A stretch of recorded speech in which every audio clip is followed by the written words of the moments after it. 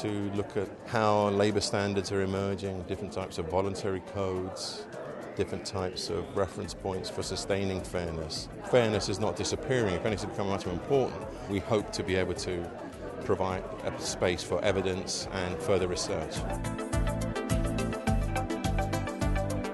We like to engage with public policy advocates, with the human rights watchdog, with legislation in terms of workers' rights. We're part of a whole network of professional organisations, and we like to try and not influence but provide avenues and channels in which practice may become more beneficial for society as a whole.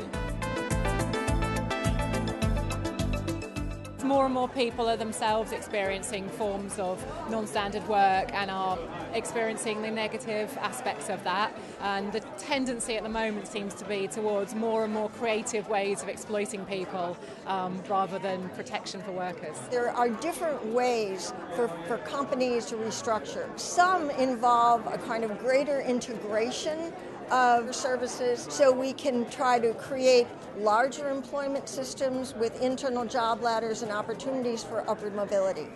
On the other hand, there are also pressures to outsource and contract out work, and that can lead to considerably lower wages and pressure, financial pressure on the contractor firms. We're seeing a lot of conflict related to performance management, where, for example, individuals bring grievances against their employer because they feel like they're being unfairly treated or put under undue pressures. It's the thing that HR managers spend most of their time doing. It's the thing that trade union reps spend most of their time doing. Most people don't use the law to defend their interests at work. Most people use organisational procedures to do that. And we're trying to look at how organisations can manage those sorts of issues more effectively. The problems facing the whole fairness strategies now in particular is not just questions of recruitment or questions of promotion or participation, it's actually questions of reward. There were examples in America that in one multinational the difference between the chief executive and the average worker was 40 times, it's now 400 times.